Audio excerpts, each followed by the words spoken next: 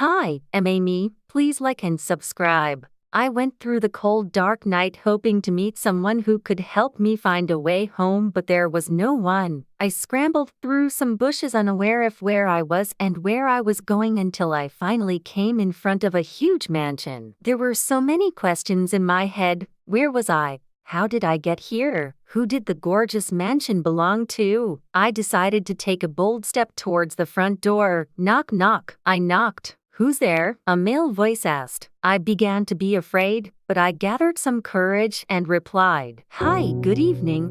I replied. Sorry to bother you, but I'm lost. I can't find my way home, and I don't know how I got here. It's late and I really can't hit the road right now, so I was wondering, could I please stay with you for the night? I asked in a shaky voice. The door opened to an angry-looking man, and he wasn't very pleased to see me. Sorry, I don't take late-night strange visitors, he replied in a mean voice and slammed the door. I left the house frustrated, roaming the streets until I finally came to the front of a fairly lit house. An old woman came out of the house. It seemed she had heard footsteps outside. I was surprised to see that she was still up so late, and because she was old, I didn't want to bother her, so I turned to go another way. Wait, young lady, she beckoned on me. What are you doing outside at this hour? I narrated my story to her, and she listened very attentively. You can stay here as long as you want, she said. I thanked her a million times, and she invited me in. It wasn't the best house I'd ever been in, but she made me feel so comfortable and secure. She offered me dinner, and it was the best.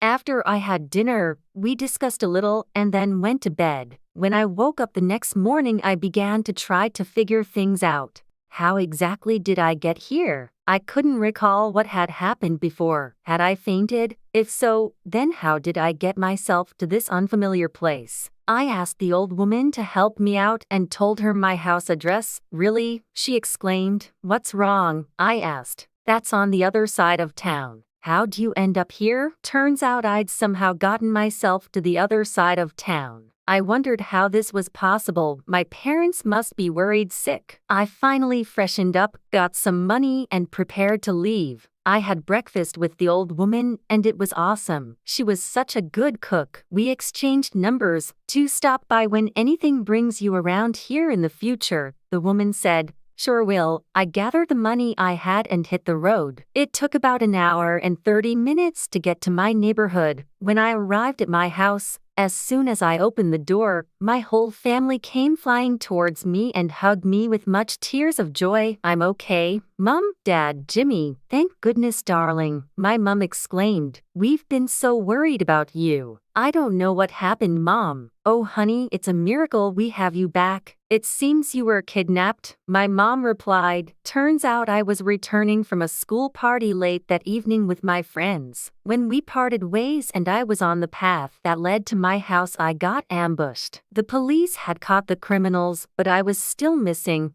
They searched all night and tortured the criminals but couldn't decipher my whereabouts. Finally, the police was able to get them to confess that a man named Mr. Richard hired them. He was a rich man and had been working with them for long. We were at the station that afternoon when we were told all about the conspiracy. The police had arrested the Mr. Richard and was bringing him to the station. When they arrived, I couldn't believe who I was seeing. It was the man from the night before whose door I had knocked. I was shocked. He glared at me as he was taken away by the police. It turned out to be that Mr. Richard had become rich off all sorts of illegal practices like human trafficking, drug pushing, and all kinds of stuff. I was glad I didn't fall a victim, and when the whole scenario ended, I hugged my family tight.